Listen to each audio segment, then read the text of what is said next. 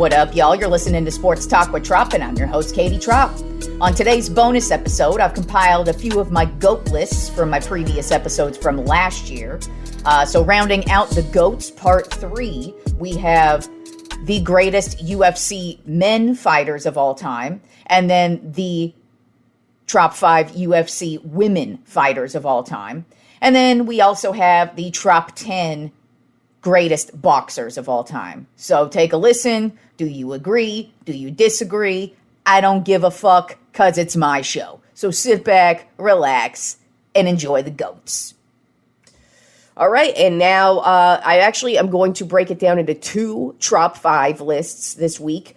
I was talking about John Jones the last couple of episodes, talking about how I believe he is the GOAT in UFC, and that got me thinking, who do I think are the best UFC fighters? So today I'm going to do the top 5 male and female UFC fighters. I did want to include both, and I didn't want to mix the lists, because you can definitely mix the lists, but I just felt it was better to separate them out between male and female. So that's what we're going to go ahead and do for this week's top 5. We're going to do 2 top 5 lists. And so let's kick it off with the top 5 greatest male UFC fighters of all time. I do have some honorable mentions. So let's start it off with the first honorable mention is Chuck Liddell. I had to include him. He just missed the top 5 in my opinion. Because there's just, I feel like much greater fighters with bigger resumes than him. But the thing about Chuck Liddell is he basically started the UFC. He was basically he was the face of the UFC for a very long time. He was like their first superstar, and he was a damn good ass fighter. So his career record was, he was 21-9. His weight class was light heavyweight and heavyweight. Some of the awards he won, he was 2 times Fight of the Night, 2-time Knockout of the Night, and he is a UFC Hall of Famer. Belts achieved, he's achieved the light heavyweight title, and he's defended that title 4 times. So Chuck Liddell, you really can't talk UFC in the history of the UFC, and this year actually is the UFC's 30th year, their 30th anniversary, so they are celebrating a lot of their past. And Chuck Liddell, I just kind of feel like when talking about UFC, you can't not bring up his name and what he did for the UFC. And the UFC would probably not be where it's at today without Chuck Liddell. So I absolutely had to put him in the honorable mentions. My second honorable mention is Conor McGregor. He just really took over the UFC. Once he hit, he was just a knockout king. The attention he still brings to the UFC, and the dude hasn't fought now in almost a year, or 2 years. Was it 2 years ago that I think it was actually 2 years ago that he busted his ankle. So, but his presence is known. Now he's supposed to fight again at some point this year. But I mean, to act like he isn't a historical figure in UFC is just stupid. I mean, he just really came in, and he kind of brought that boxing attitude, because if you're a boxer, one of the things you're supposed to do to generate views is you're supposed to talk a lot of shit. And in leading up to the fight, it's supposed to be a war. Even if you guys don't truly hate each other, you're supposed to act like you truly hate each other. And that's what Conor McGregor brought to this. I mean, he did go too far, especially the time when he threw a fucking dolly at a bus against Habib Nurmagomedov. So, I mean, he has taken it too far in certain instances. But overall, I mean, Conor McGregor is also a huge piece as to why the UFC is so popular these days, because he just really came in like a wrecking ball. Like he was Miley Cyrus and just knocked everybody down. And his last couple of fights have not been that great, but still, whatever. Historically, he's one of the greats. Overall, his career record right now is 22-6. The weight classes he's fought in: featherweight, lightweight, and welterweight. The awards he's won: first UFC double champ, 7-time performance of the night, 2-time fight of the night, knockout of the night, fastest title fight victory in UFC history with 13 seconds, 2015 fighter of the year, and 2021 highest paid athlete of the year. And that actually had nothing to do with the UFC. That actually had to do with his stupid fight against Floyd Mayweather, in which he was paid like $100 million, I believe, or something insane like that for that gimmicky bullshit. And belts achieved. He's won titles as the featherweight and lightweight, although he has never defended his titles, which is one of the reasons why I couldn't put him in the top 5. But I also felt like it's doing a disservice to UFC history and the greatness that is Conor McGregor to not at least mention him in the honorable mentions. And then my last honorable mention is the aforementioned Khabib Nurmagomedov. He is one of the greatest wrestlers you will ever fucking see. The best way to describe his wrestling style is he is like an anaconda. He just knows. He has this way of where he will just like grab every piece of your body and like suffocate you to death. And it's just craziest thing to watch. Just go to YouTube and watch highlights of his, and you will just see him. It's just the craziest shit to see how he will just get everybody who he fights, because he is undefeated. Everybody who he fights, he just gets you in the craziest fucking positions and will grab each and every appendage you have, and you won't be able to get out of this guy's grip. It's just absolutely insane. So I had to put him in there as well.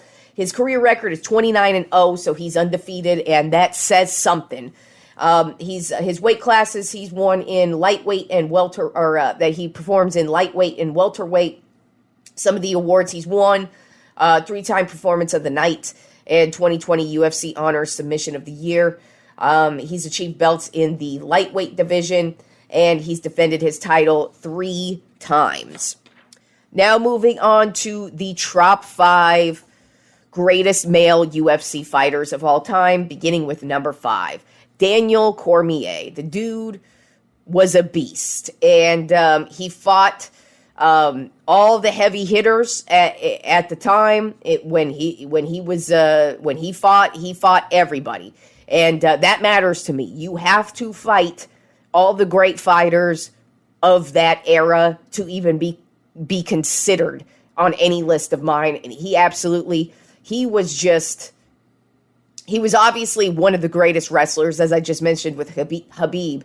But Cormier actually is an Olympian. He's an Olympic wrestler. So that's his background. And so that's basically usually where that was his bread and butter, was on the ground. But he did get a few knockouts with the fists and with the feet before. So he just was just a dominating guy of his time. His career record, he's 22-3 with 1 no contest. That was against John Jones. The weight classes he's fought in: light heavyweight and heavyweight. Some of the awards he's won: 2nd UFC double champ, 3-time performance of the night, 2-time fight of the night, and the Strikeforce heavyweight champ. He's achieved belts in both the light heavyweight and the heavyweight, and he's defended his title 4 times. Then at number 4 on my top 5 greatest male UFC fighters of all time, I have Stipe Miocic. This guy is insane. When he hits you, his fists are like bricks. That guy delivers a hit like I have never fucking seen before. He will knock your ass out, and it's nuts. I mean, his fists, it's just, like I said, they're fucking bricks. They hit you, and it's like boom, boom, boom, and he just is a killer. His career record is 20-4. He's in the heavyweight weight class. Some of the awards he's won: he's a 5-time performance of the night, 3-time fight of the night, and knockout of the night. That is his specialty, are the knockouts with those brick fists of his. He's achieved belts twice. He's the 2-time heavyweight champ, and he's defended the title 4 times. Then at number 3 on my top 5 greatest male UFC fighters of all time, George St. Pierre. This guy is like a lion. When you release it, like as soon as the bell dings, it's like you open the cage door and this guy is just gonna fucking maul you to death. He was insane in his heyday. He would just like pummel you with punch after punch after kick after punch after punch. He'd get you on the ground. This guy dominated the UFC in his era. His career record is 26-2. He fought in the welterweight class and the middleweight class. Some of the awards he won: 4-time fight of the night, knockout of the night, submission of the night, performance of the night. He is also a UFC Hall of Famer. He achieved belts as the 2-time welterweight champion and the middleweight champion, and defended his title 9 times. The dude was a beast. Now we get down to what was very, very difficult to me, the top 2 of the top 5 greatest male UFC fighters of all time, because it's so tough. Because it's between Anderson Silva and Jon Jones.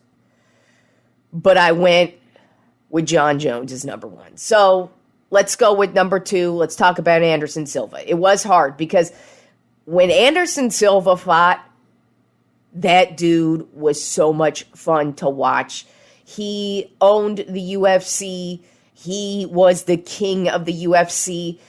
Even his injuries are one of the most notorious injuries of all time, when he fucking cranks back, kicks a dude, and breaks his fucking leg on the guy. And if you can handle that shit, go YouTube Anderson Silva leg injury, and you just watch it crack.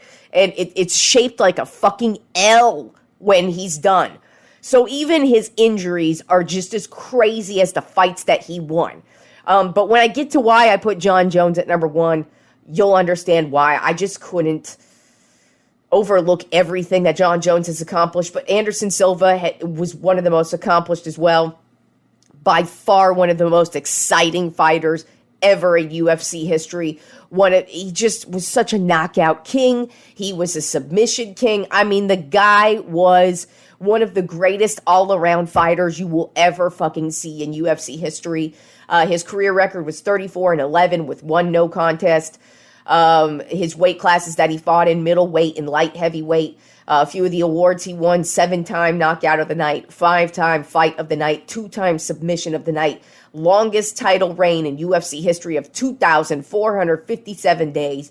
He won belts in the middleweight division, and he defended his title 10 times. So Anderson Silva, while he was exciting and fun to watch, I had to put Jon Jones at number 1. And the reason why I put Jon Jones at number 1 is because he basically owns every UFC record you can. He still fights to this day. He dominates every single fight. I mean, even the fights that he was, quote, down in, he was never really down, and he would still get the win. And it's just the way he's dominated some other great fighters in the past and in the present. It's just, and his all-around fighting skills. He is, out of all the fighters, past and present, he has probably the greatest all-around fighting style ever. He could fight. He could kick your ass standing up. He will kill you with his elbows. He will kickbox your face to fucking death. He could ground and pound you like no other. He will submit you. He just has one of the most all-around greatest fighting styles you will ever see. And he should technically be undefeated. And the controversies, I don't think, in my personal opinion, don't really put a stain on his career. So I just feel like Jon Jones is the greatest of all time. His dominance, like I said, he's never had a down moment, really. His career record is 27-1 and 1 no contest. The one loss, most people don't think it was a loss. And the no contest, it was, he failed a drug test, so that's going to happen. But he's fought in light heavyweight class, some of the awards he's won, 4-time fight of the night, 2-time submission of the night, knockout of the night, 2-time performance of the night, youngest UFC champion at 23 years old. He's already in the UFC Hall of Fame. Longest light heavyweight champion reign of 1,501 days. Longest unbeaten streak in the UFC at 19. We all know it would actually be longer if that loss wasn't on there. And then he's had the most wins in UFC title fights with 15, which right there alone, in my opinion, puts him at number one.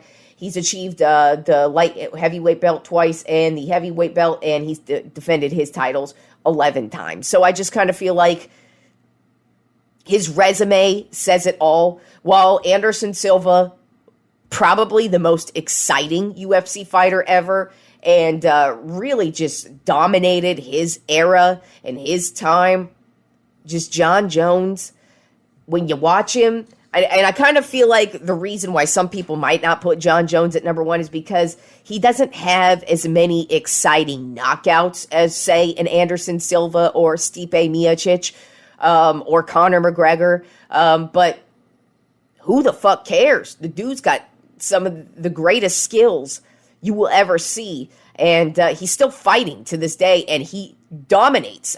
Like I said, he has not had a bad fight. Even when it looks like he's down, the guy is not out. So I got Jon Jones as my GOAT in UFC. And he could extend everything. Because it doesn't look like he's retiring, at least anytime soon. So we'll see what happens with the future of his career. All right, now let's move on to the top 5 greatest female UFC fighters of all time. Now, the difference between these two lists really is, female UFC fighters have not been able to compete as long as male UFC fighters because female UFC fighters just started fighting, I think, 10 years ago.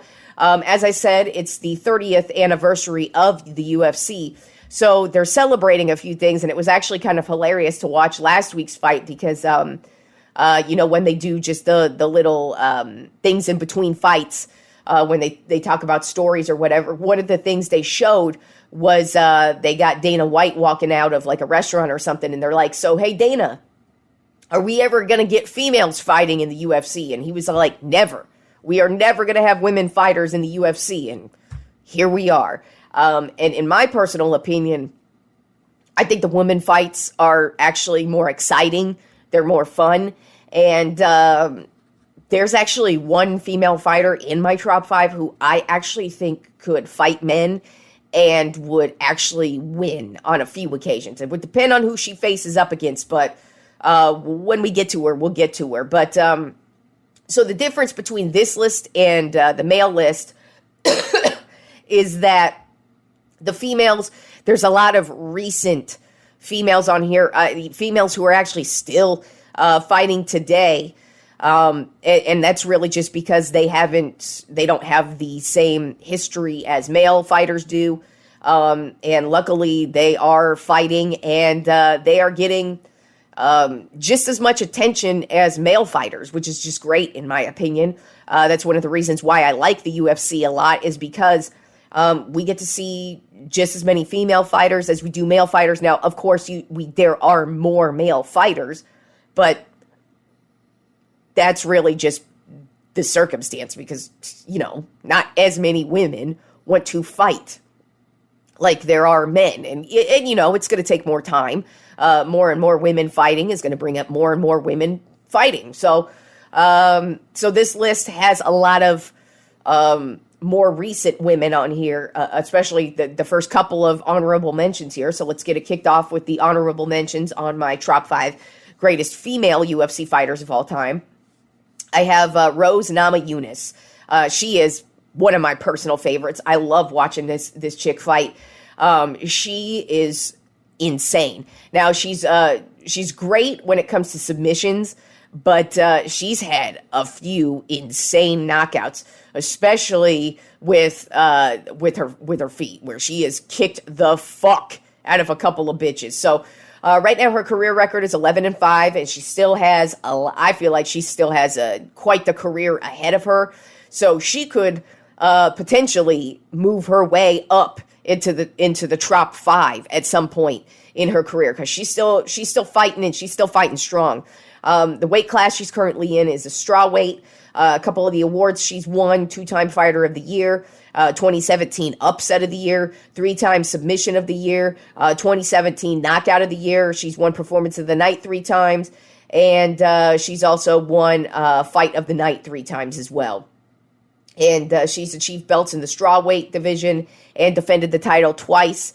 But what I really like about her is that she's one of those fighters who fights all the greats, and she will go up against all the greats in her weight class, and she's not scared to do it, and she's even beaten a few of them. So she's even delivered the first loss to one of the greatest female fighters of all time, Johanna Jedrzejczyk. I'm probably pronouncing that last name incorrect, but sorry, that's just one of those fucked up Polish names that is very difficult for me to pronounce, but she's a badass, and Rose Namajunas delivered a huge knockout to that bitch.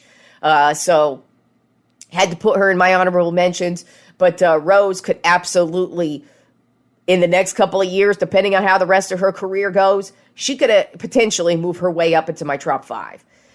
Then another honorable mention on my top 5 greatest female UFC fighters of all time, Holly Holm, another personal favorite of mine. She is not only one of the greatest UFC fighters of all time, but one of the greatest female boxers of all time. And that's what I love about her. Watching her box, her boxing skills are just fucking to die for. I love somebody who's got great technical boxing skills it's just beauty to me. I love watching great boxing, and Holly Holm is an excellent boxer. She's also an excellent kickboxer, but just her hands, just her technique is just beautiful. And she hit the scene and delivered some of the greatest knockouts to some heavy hitters in Ronda Rousey and Chris Cyborg, by the way. So she's had some big wins, also some big losses too, which is what kind of keeps her out of the top 5 for me. But I had to put her in the honorable mentions, not just because she's a personal favorite of mine, but when she hit the UFC, this bitch hit the UFC and just pummeled motherfuckers like no other. Her career record is 14-6. She still currently fights as well. So who knows, she could potentially move up a little bit further in the ranks as well. The weight classes she's fought in, the bantamweight and the featherweight. Some of the awards she's won 2-time Fight of the Night, 2-time Performance of the Night, 2015 Upset of the Year against Ronda Rousey, 2015 Knockout of the Year against Ronda Rousey, because that is a hell of a knockout. If you ain't ever seen that knockout, watch Ronda Rousey get knocked the fuck out by Holly Holm and knocked the fuck out by Amanda Nunes. 2 of the greatest fucking knockouts ever. Those 2 against Ronda Rousey. And then 2015 Newcomer of the Year. She's won the belts in the bantamweight and defended that title once. Then my last honorable mention on my top 5 greatest female UFC fighters of all time, I have Miesha Tate. She is just an excellent wrestler. You know how I was just talking about Khabib and how he's like an anaconda? She's pretty similar. She's like the female version. As a matter of fact, the thing about Miesha Tate is the bitch could take a punch. It looks like she's going to take the world's biggest hit, because this has happened to her a couple of times, where she gets hit like a motherfucker. And it looks like the other fighter is about ready to take her ass out. Nah, Miesha Tate gets them. She gets them in some crazy fucking submission position and lights out. Lights fucking out. And she's another one. She still fights. She did take a few years off, but she still fights. And she will fight the best fighters. She will never shy away. Even to this day, she will fight the best fighters. Her career record right now is 19-9. The weight classes she's fought in, bantamweight and flyweight. A couple of the awards she's won: 2-time Fight of the Night, 2-time Performance of the Night, She's achieved belts in the bantamweight and defended that title once. All right, so now moving on to my top 5 greatest female UFC fighters of all time. Beginning with number 5, Valentina Shevchenko. Now, she did just lose last weekend, but hey, that's going to happen. But the thing about this bitch, she is nuts. Nuts. That's the only word to describe Valentina Shevchenko, and her fighting style is nuts. She is an excellent fighter. When she kicks you, it sounds like a metal baseball bat to the fucking head. And I'm not kidding. I am not kidding. It sounds like a metal baseball bat to the head. And she's quick as a motherfucker. With the feet, with the fucking fists, she will get you to submit like no other. This bitch is nuts. Her career record right now, because she still fights, 23-4. The weight classes she's fought in, the bantamweight and the flyweight. Here's just a little list of the awards she's won. 3-time Performance of the Night. Tied for the most wins in UFC Women's Flyweight Division history with 9. Most consecutive wins in UFC Women's Flyweight Division history with 9. Most consecutive wins in UFC Flyweight Division history with 9. Most title defenses by a woman in UFC history with 7. Most consecutive title defenses in UFC Women's Flyweight Division history with 7. Most title wins in UFC Women's Flyweight Division history with 8. Most knockout wins in Women's Flyweight Division history with 4. Second most finishes in UFC Women's Flyweight Division history with 5. Longest average fight time in UFC Women's Flyweight Division history, averaging 17 minutes. Most takedowns landed in UFC Women's Flyweight Division history with 35. And holds the most victories over 4 former UFC champions. That list contains Holly Holm, Juliana Pena, Joanna Jedrzejczyk, and Jessica Andrade. And she has owned each and every one of them. The bitch is nuts. The belts she's achieved were in flyweight, and she's defended her title defenses 7 times. She's still fighting, so she can move up. Would not be shocked if she did, but she's a beast. Then at number 4 on my top 5 greatest female UFC fighters of all time, Joanna Jedrzejczyk. As I said, it's very possible I am pronouncing that last name incorrectly because she is Polish, and so her last name is difficult for Americans to pronounce, but she is also a beast.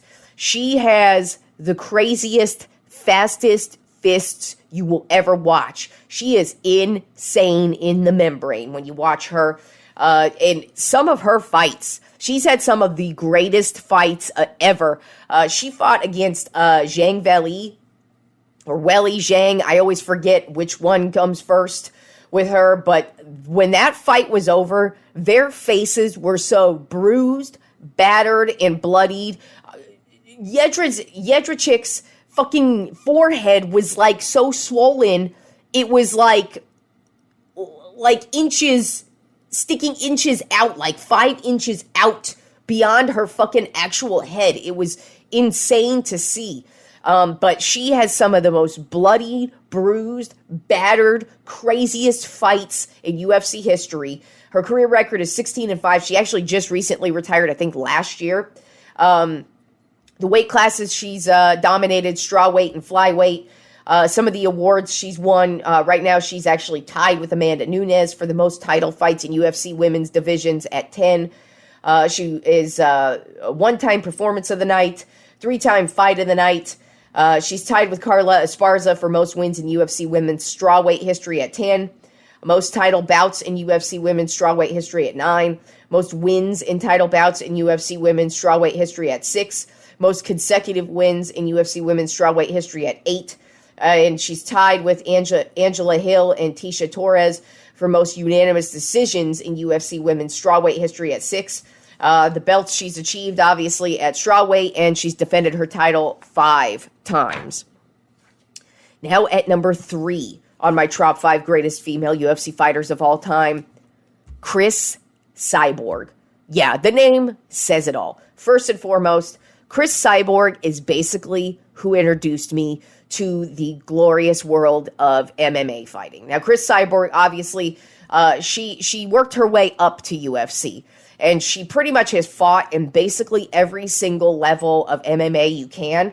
And I believe it was Bellator I saw her fight in. I could be wrong, but it was not a UFC fight that I saw her first fight in.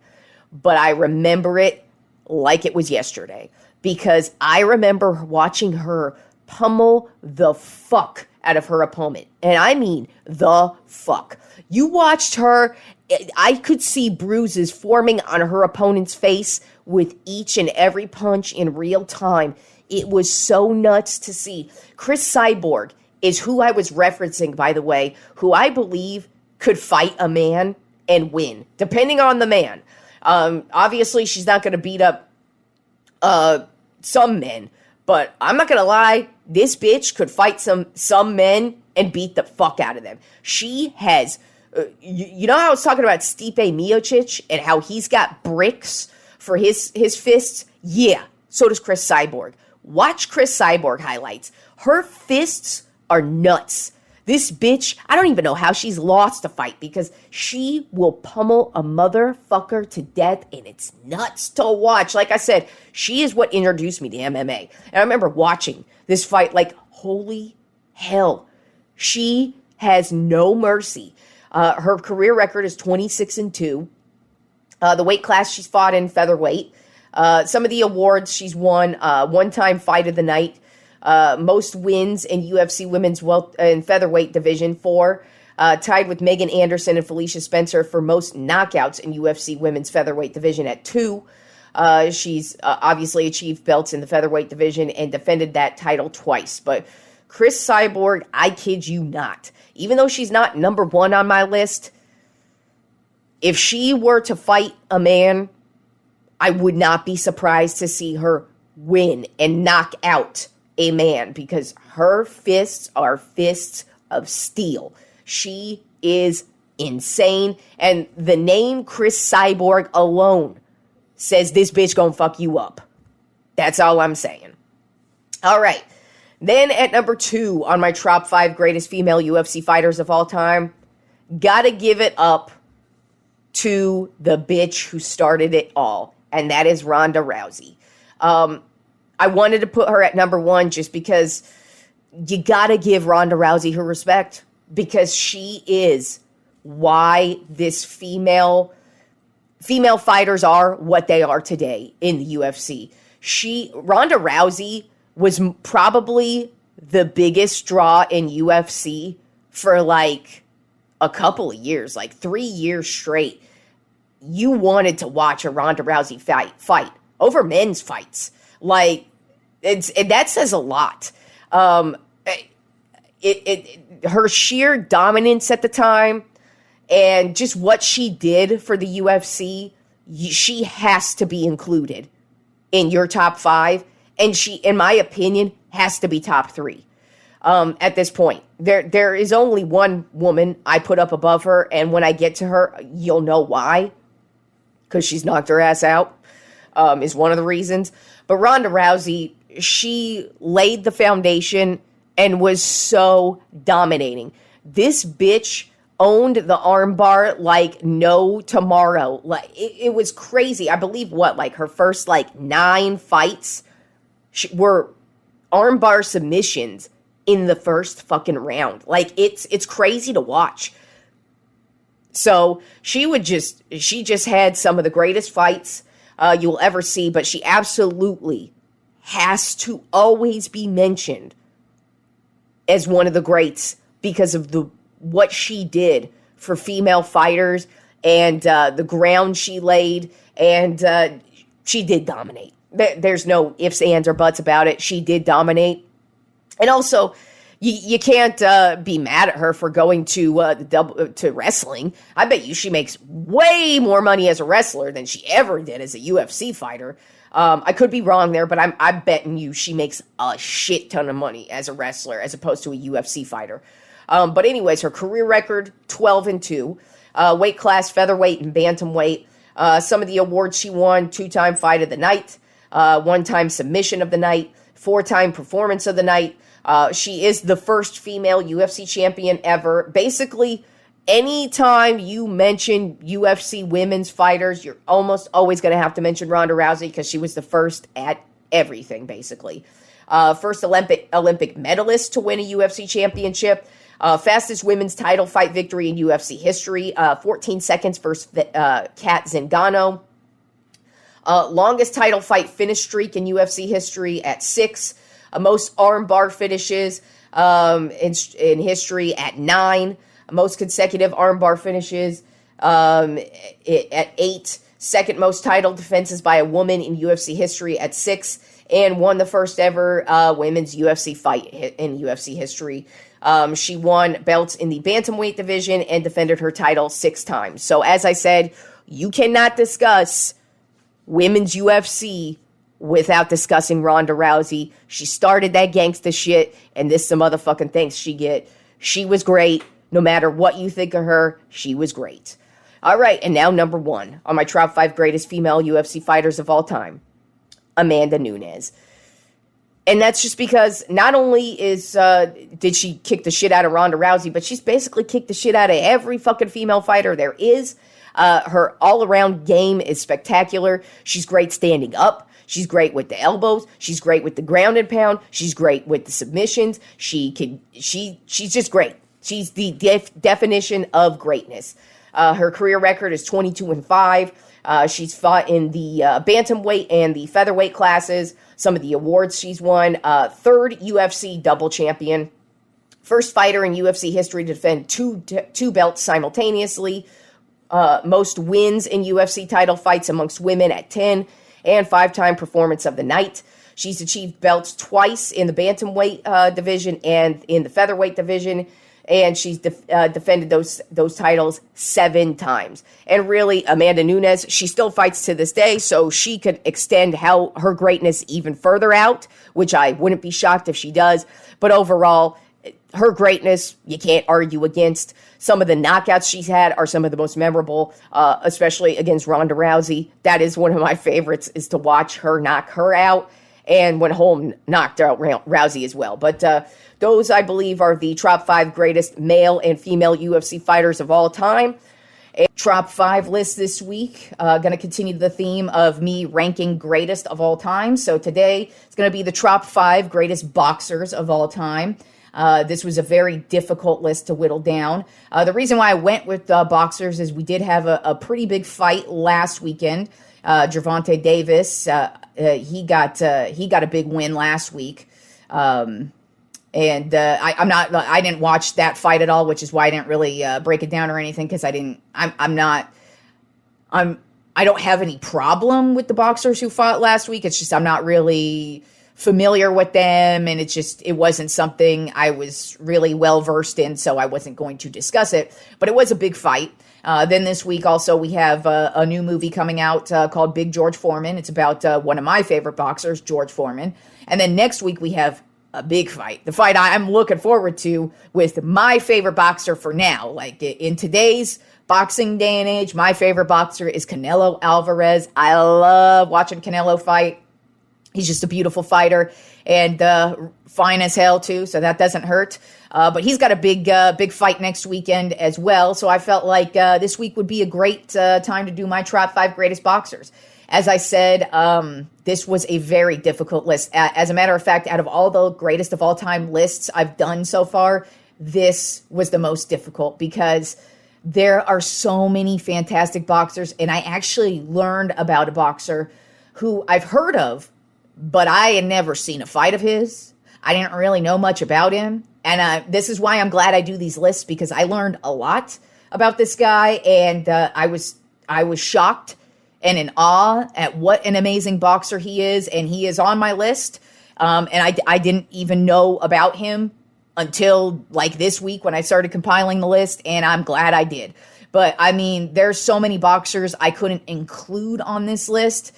That's why it's only top 5, because if I expanded it to 10, I would probably still be working on the fucking list right now.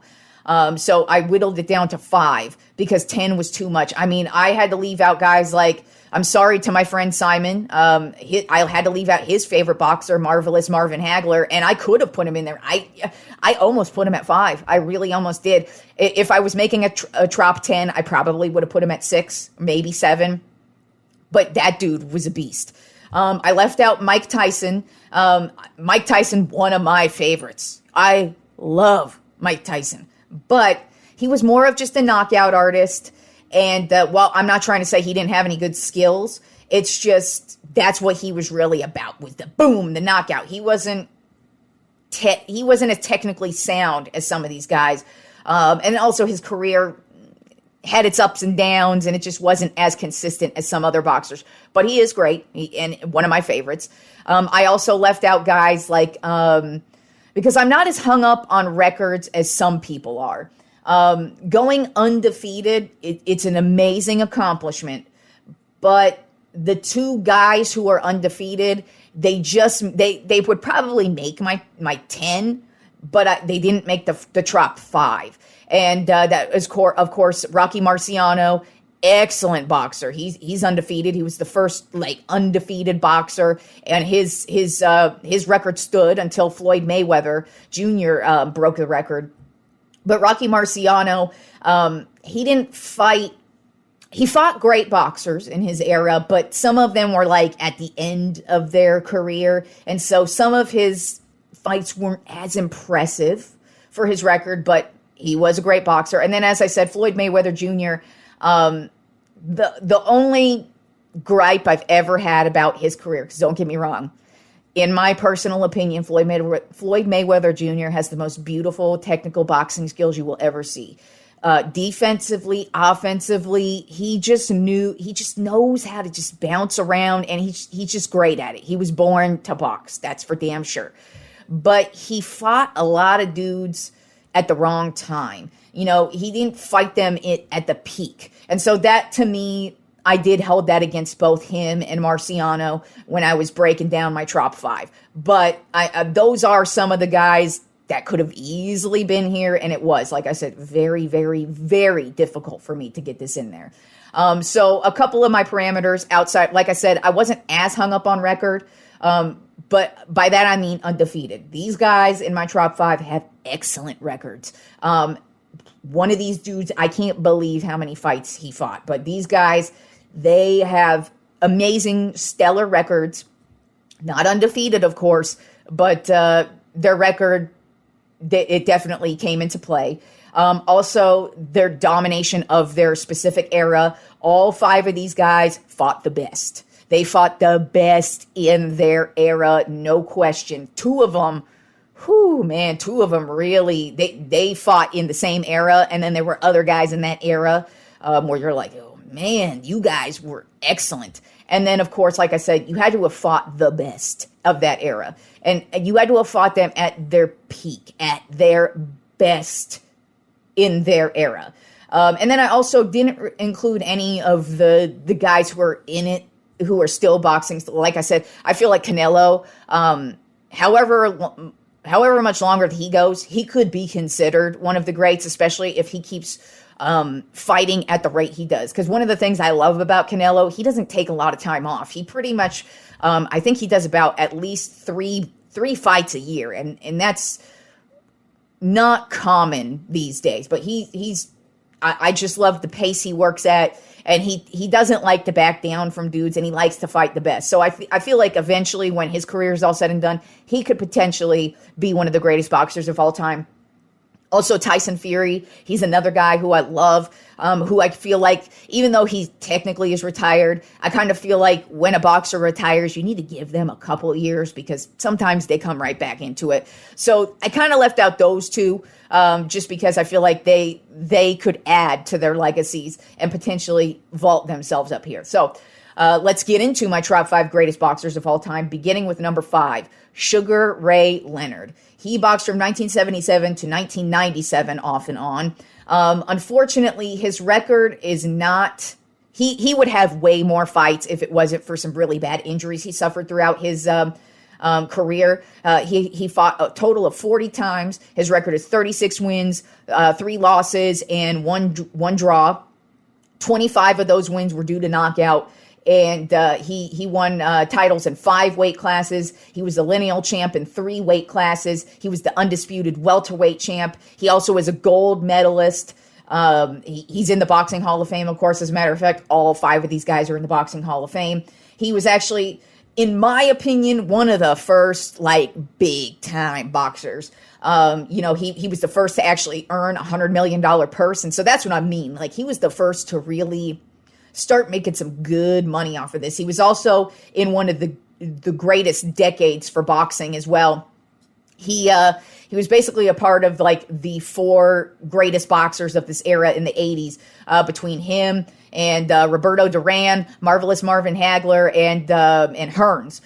These guys were the tops. They were the supreme, and they fought each other all the time, and they were great fights. And so in the 80s, it was excellent watching those 4 back and forth with each other. But at this time, the boxer of the decade in the 80s was Sugar Ray Leonard. He was also the fighter of the year in 1976, 1979, and 1981. He won his 27. He won his first 27 fights to start his career, and his first loss was his 28th fight against Roberto Duran. So Sugar Ray Leonard, like I said, if he didn't suffer so many injuries throughout his career, he would have fought a lot more, and he probably would have won a lot more. As a matter of fact, he probably would be ranked right up there with Muhammad Ali.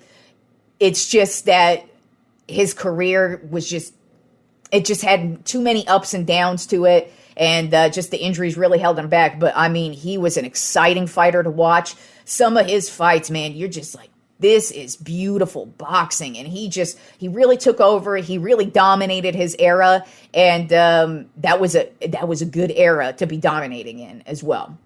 Then at number 4, I'm a top 5 greatest boxers of all time. A lot of people don't rank him this high. I know I'm biased, but it's George Foreman. He is my favorite boxer of all time. I've always loved George Foreman. I actually have a personal story with George Foreman.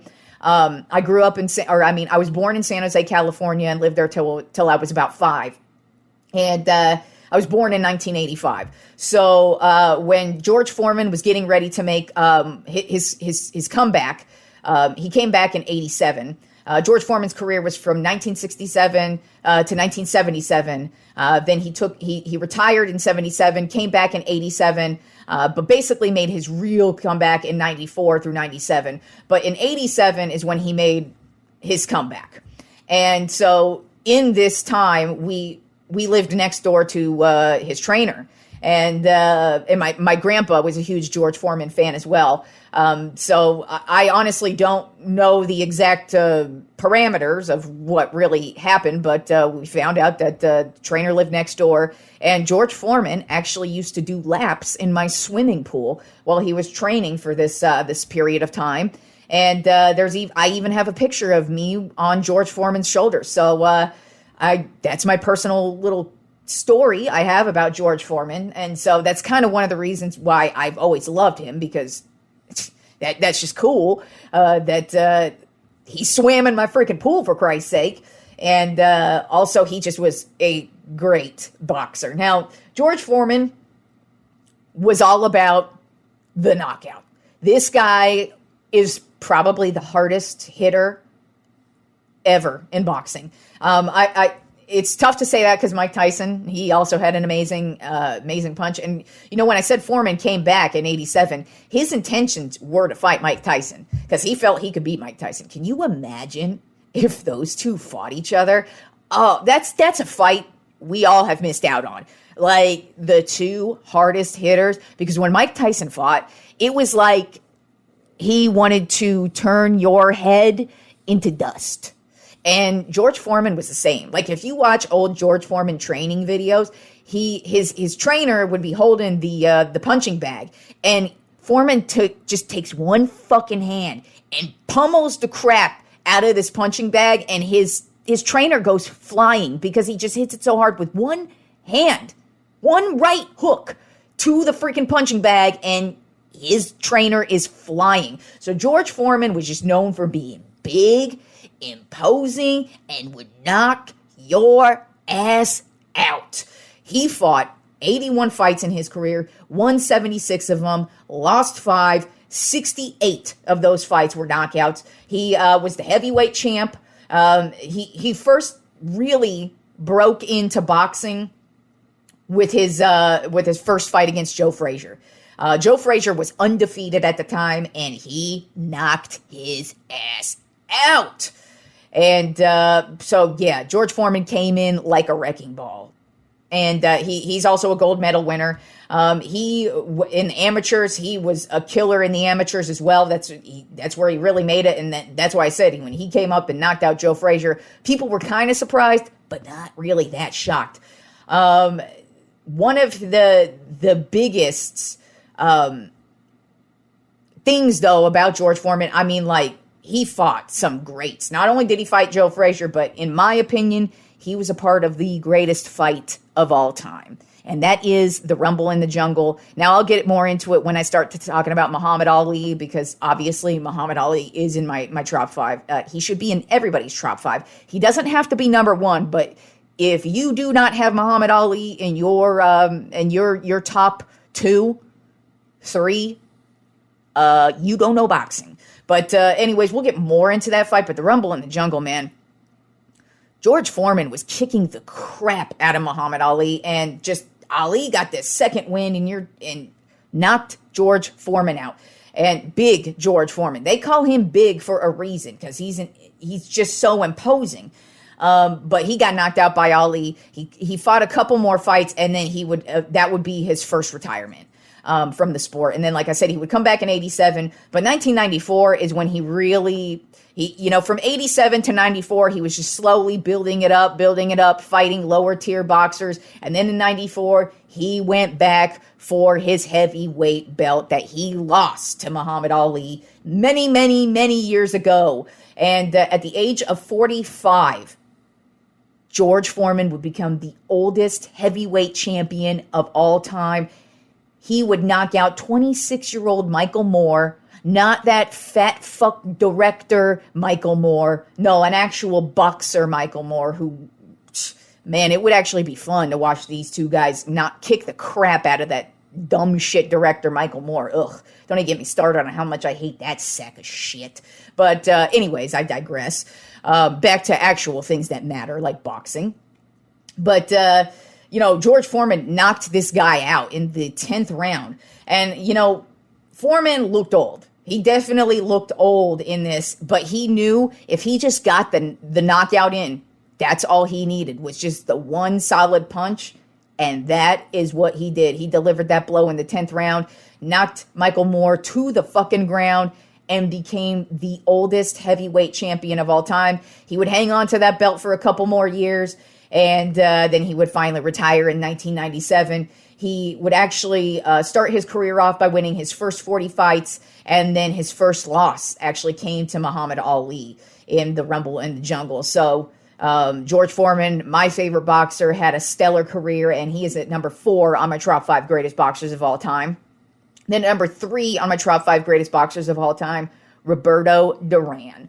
He boxed from 1968 to 2001. He fought in 119 fights. 119 fights. And his record was 103 wins and 16 losses. 70 of those wins were to knockout. In the 1970s, this guy dominated the 1970s so bad, he went 54-1 in the 1970s. This guy was a freaking killer of his era. He is one of the, I think 2 boxers it is, that have fought over 5 decades. Yeah, 5 different decades this guy fought from. He won 4 titles in 4 different weight classes.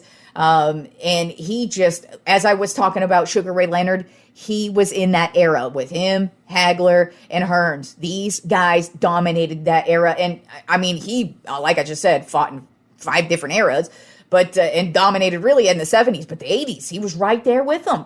And, they just dominated it. And he was such a, like, I would compare his kind of fighting style to like the Tasmanian Devil, where it was like you just didn't expect this guy to dominate like he did, and he just come right out of the corner and just pummel you like no other and just knock you out, and he would just move on. And I mean, when I see somebody fights over 100 times in their career, you got to give it up to that guy. And he fought all the way until the bitter end. And when he retired in 2001, of course, he's also in the Boxing Hall of Fame. And he's definitely considered one of the greats in most everybody's eyes. He actually started his career winning his first 32 fights. His first loss was to Esteban de Jesus. And I mean, really, his 16 losses is mostly just because the dude just kept on fighting. And he kept fighting until he was 50 years old. He really fought till he was 50. So, I mean, you're going to suffer some losses towards the end of your career if you're still fighting in your 40s and 50s. You know what I'm saying? But even so, Roberto Duran was he was something else. And to dominate as long as he did, to fight as long as he did, and the fighters that he fought in all of the eras. I mean, like I said, not only did he fight the greats of the 80s, but he fought some greats in the 70s. And he just really is one of the most dominating and fun boxers to watch of all time. Then at number 2 on my top 5 greatest boxers of all time, Muhammad Ali. He fought from 1960 to 1981. He had 61 total fights in his career, 56 wins, 5 losses. 37 of those were to knockout. Of course, he did have the 4 years he was not allowed to box with his conscious objection to the Vietnam War. I don't give a shit about any of that crap. On either side, whether you think he's awesome or whether you think he's a piece of crap, I don't give a shit about those kind of things because politics do not matter to me in any way, shape, or form. I only care about Muhammad Ali and what he did in the ring. And I at first, when I thought about this list, I'm like, well, of course, Muhammad Ali is going to be number 1 for me. Until I saw number 1. But he's number 2 for me. And that's just because there has been nobody like Muhammad Ali, still to this day. I mean, he was so brash. He really said some fucked up shit, too, about his opponents. And his opponents would do the same thing. But, man, Muhammad Ali, there is no way that dude could exist in today's era of pussydom. With some of the shit he would say about his opponents. But anyways, he was a gold medalist, of course, inducted into the Boxing Hall of Fame. But it was just really his straight up domination. He fought everybody. He was not afraid to fight. And like I said, the Rumble in the Jungle is, if you have never watched the Rumble in the Jungle, do yourself a favor and watch it. I mean, George Foreman is beating the crap out of Ali. I remember when I watched it for the first time, and I knew that Foreman lost. And I'm like, and as I'm watching it, I'm like, how does Foreman lose this shit? Because just his domination. But all of a sudden, Ali gets this second win, and the rope-a-dope, that's what he was known for. And he did some of that in this one, and he came back and knocked out big George Foreman in the prime of his career, too. Foreman was in his prime. Ali wasn't in his prime anymore, but he was still damn good, obviously. But he got the second win, and he did that many times. But also, he would showboat in the ring, which would always be hilarious. I love watching some of his older stuff when he would literally dance. He'd be dodging punches and then be dancing, haha, bitch, you can't get me, and then knock a motherfucker out. Or when he would knock a motherfucker out, he'd stand right over them with a big old smile, like, bitch, I beat you.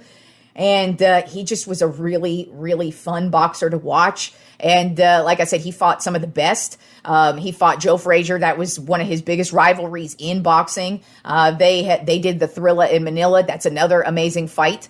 They fought in the Philippines in 100 degrees. It was 100 degrees. So, I mean, you're already sweaty as fuck if you're boxing. So imagine what it's like boxing in 100 degrees. And even Muhammad Ali said himself, it was like being in hell. He didn't even want to rewatch it because his quote was, I don't want to relive what it's like being in hell. So even though he won, and man, it's it's crazy because like he and Joe Frazier are just trading barbs back and forth to start. But then as the fight goes on, Ali gets a cut over, or forces a cut over Frazier's eye, and then so that starts to bleed into his eye, and then his face starts getting swollen. And I mean, as this fight rolls on, like Frazier don't look like Frazier anymore. He is looking like Mr. Swollen Face, and Ali, Frazier's corner would throw in the towel, and Ali would get the win. But to start Muhammad Ali's career, he won his first 31 fights. His first loss to Joe Frazier. But I mean, Muhammad Ali was basically born to box at every single level. He started boxing at 12 years old, and basically he won everything. He was a Golden Glove Award winner at basically every level of boxing. Like I said, he's a gold medalist. And then once he hit the scene, he just was known as the greatest boxer, basically, of his era, of all time for sure. And he just was something else. The end of his career, obviously, if you don't know, he had Parkinson's disease, and the reason why he had Parkinson's disease is because he fought too long. He probably should. There was a point in his career, towards the end of his career. Let's see, he retired in 81. So I believe it was in 77, like his main doctor basically told him he needed to retire. He told him to go fuck himself, and his doctor quit. And so he fought on a couple years too long. As a matter of fact, his last fight, it sounds actually very sad. I can't recall the name of the boxer who kicked the crap out of him, but he basically got the crap kicked out of him. Even like boxing aficionados and sports writers and stuff who were there, they said that was not what we expect to see from Muhammad Ali. It was like watching a shell of his old self. And he actually broke the rules because at the end of the fight, literally right after the fight, his team gave him painkillers and antidepressants after the fight, and you need to take your analysis before that happens. And basically that's one of the reasons. It was a very kind of sad ending to his career, because even in his last couple of fights, he was starting to stutter, and he was shaky. And so I can imagine kind of how sad it was to see the end of Muhammad Ali's career. Even though when I personally hear that, because I'm a big sports fan, and one of the things I do like about athletes and what I marvel at is what they will do to win and to be a champion and to fight that long, even though you basically know you're going to die because you're fighting. I have respect for that. I know a lot of people, they don't. They think, yeah, that's bad. You should want to live till you're like 9,000 years old. And I just look at it and go, you know what? Muhammad Ali, in my opinion, lived a great life. I mean, obviously outside of the racism and that kind of bullshit. But I mean, he's gone down in history as one of the greatest boxers of all time, if not the greatest. Because I can't argue with somebody wanting to put him at number one, even though he's not my number one. But I mean, he had a great career. He's still known to this day. And he did many great things throughout his life. So in my opinion, even though boxing is why he's dead, so fucking what? He lived a great fucking life and did great things by being a boxer. And I say shout out to you, Muhammad Ali, for living your best fucking life, being the greatest at your sport and doing that. And I personally have mad respect for that, because that's just a whole other level of being an athlete. And when somebody puts their all into it, especially boxing, because really, if you do look at the history of most boxers, their post-boxing career usually ends up pretty sad. There are very few Floyd Mayweathers, if you will. You know, Floyd Mayweather's prospering post his career, and he walked away without really suffering any major injuries or anything, and he had a great, fantastic career. That's not how most people's career ends, especially in the early years of boxing. But yeah, you will notice that a lot of them do die early due to a lot of the brain injuries, because I'm sorry, if you're getting pummeled, that's what's going to happen. But they choose to do it. And if they choose to do it, that's on them. And like I said, I have respect for it. I'm going to keep watching it. And shout out to Muhammad Ali for being one of the greats. And I was surprised, though, he was not my number one, because number one on my top 5 greatest boxers of all time, I didn't know who he was. I have heard of him, but I'd never watched one of his fights. I didn't. When I saw his record and how many fights he has fought in his career, I was like, whoa. And then I watched highlights of his, and I was even more in awe. So my number one is Sugar Ray Robinson. He fought from 1940 to 1965, which is obviously why I've never seen him box. But I'm a person who loves to watch old fights. I'm actually a person who's actually annoyed that ESPN Classic no longer exists, because they used to show old fights all the time. And that's where I would watch a lot of old fights. And they show the whole thing. It's not like highlight reel. It's the entire fight. And I love watching old boxing. I could watch the Rumble in the Jungle probably once a month or once a week. That's how I know what happens, but I could watch it all the time, just because boxing is it's fun to watch. It's a beautiful sport, in my opinion. And so I'd never seen Sugar Ray Robinson. I was surprised, because I watched a lot of ESPN Classic, but I'd never seen him fight. And so when I started doing the research, and he's number one on probably most lists. It switches back and forth between him and Ali for the most part on most lists. But when I saw him, I was like, well, I got to do more research on this. But when I saw his record, this dude fought 201 fights. When I saw that, I was like, oh, okay, no wonder why people put him up there. I mean, his record speaks for itself, too. He has 174 wins, 19 losses, 6 DQs, 6, and then 2 no contests. And 109 of those wins were due to knockout. This guy was consistent as all hell. As a matter of fact, he is considered the first superstar athlete.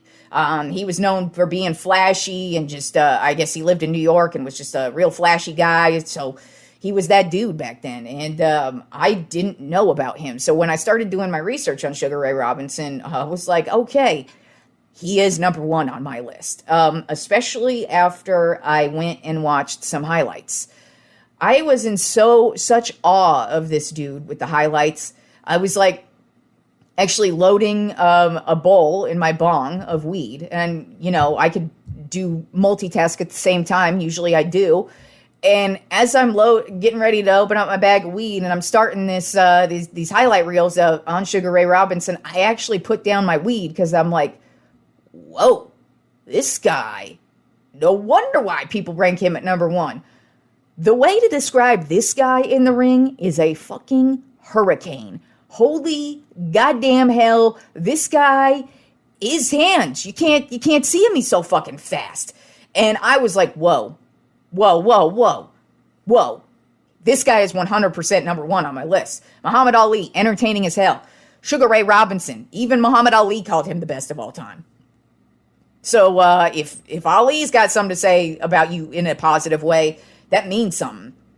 But beyond what I watched highlight-wise, if you haven't seen Sugar Ray Robinson fight, do yourself a favor and Google him. On YouTube, they've got a bunch of highlight reels. That guy was amazing. So Sugar Ray Robinson, like I said, fought from 1940, 1965, had 201 fights, 174 wins, 19 losses, 6 DQs, 2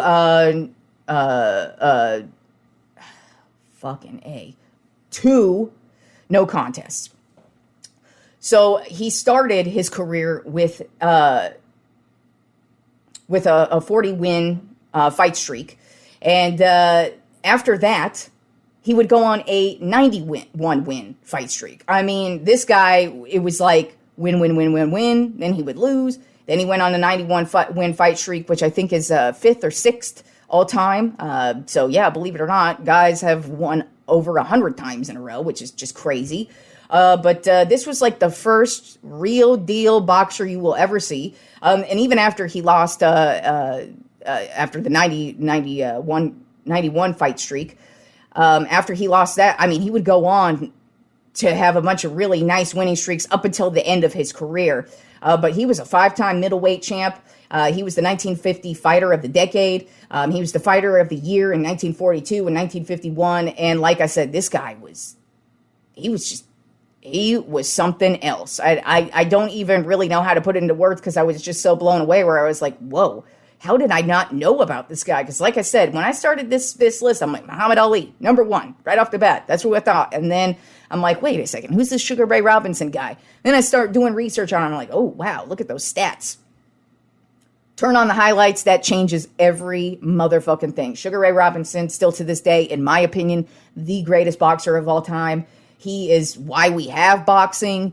And just, whoa, just to watch him in the ring, it's mind-blowing. It's really difficult to explain because it's the first time I've ever seen this guy box. And he's been long dead. Long freaking dead. Yeah, I was shocked. And that's why I'm happy I do these lists, because sometimes even I, a huge-ass sports fan whose life has revolved around sports, even I learn new things and discover new athletes. And Sugar Ray Robinson, I am thrilled to have learned about you, and you are the greatest boxer of all time, hands down, in my opinion. But also, if somebody wants to come at me and say, nah, Ali's number one, I really can't argue with that, because Ali's impact on the sport of boxing, it can't be touched. To me, Ali is like how Michael Jordan is with basketball. When you think of basketball, even though Michael Jordan hasn't played in a million freaking years, you still think of Michael Jordan. You still talk about Michael Jordan. You still hear about Michael Jordan. Before Tom Brady became the greatest of all time in football, I mean, you still hear about Joe Montana. It's not like he's the worst. It's not like he's crap. But I mean, you still hear about Joe Montana, and the dude hasn't played in freaking forever. Babe Ruth, still hear about the dude and his impact on baseball, and he played in the early freaking 1900s. So when you make this type of an impact on a sport like Muhammad Ali did, I can't argue if you want to put him at number one. But man, Sugar Ray Robinson, 201 fights. It's not even just that record. It is not even just that record. Turn on some highlights and you will be in awe. If you're a boxing fan, man. Obviously, if you're not a boxing fan, you're probably not going to enjoy any of it. But if you're a casual boxing fan, or if you're like me and you didn't know who the hell Sugar Ray Robinson is, do yourself a favor. Look the dude up. Like I said, compare him to a hurricane. Just whoa. And so that is today's Tropp 5 list. My Tropp 5 greatest boxers, as I said, number 5, Sugar Ray Leonard. Number 4, George Foreman. Number 3, Roberto Duran. Number 2, Muhammad Ali. And number 1, Sugar Ray Robinson. Glad I found you.